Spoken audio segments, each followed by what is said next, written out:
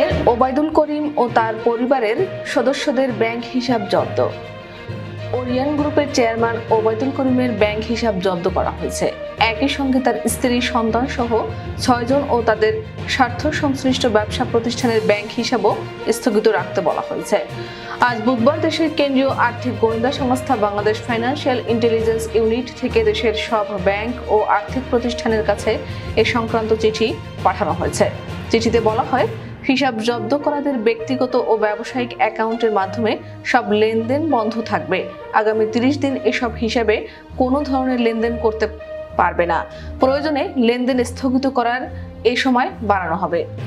চিঠিতে ওবায়দুল করিম ও তার স্ত্রী আরজুদা করিম, ছেলে সালমান ওবায়দুল করিম, মেহেদী হাসান ও মেয়ে জারিন করিমের নাম সহ জাতীয় পরিচয়পত্রের তথ্য দেওয়া হয়েছে। এছাড়া রেজাউল করিমের নাম সহ জাতীয় পরিচয়পত্রের তথ্য দেওয়া আছে। চিঠিতে আরো বলা হয়েছে, কোনো হিসাব স্থগিত করা হলে হিসাব সংশ্লিষ্ট তথ্য বা দলিল, যেমন হিসাব খোলার ফর্ম, কেওয়াইসি ও লেনদেন বিবরণী ইত্যাদি চিঠি দেওয়ার তারিখ থেকে 2 কার্যদিবসের মধ্যে তাদের কাছে পাঠানোর জন্য ব্যাংক ও আর্থিক প্রতিষ্ঠানগুলোকে বলা হয়েছে।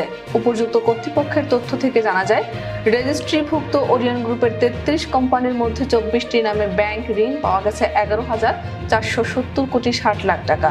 এর মধ্যে 12টি কোম্পানির নামে নেওয়া আছে 7,339 কোটি 60 লাখ টাকা ঋণ। এরই মধ্যে খেলাপি হয়ে পড়া এ ঋণের পরিমাণ 1,239 কোটি 65 লাখ টাকা।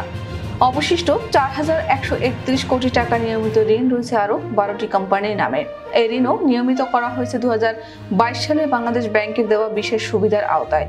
বিতর্কিত ওই বিশেষ সুবিধা হলো, মোট অনিয়মিত ঋণের 2.50% নগদ পরিশোধ করার সাপেক্ষে অনিয়মিত বা খেলাপি ঋণ পুনঃতফসিল করে নেওয়া।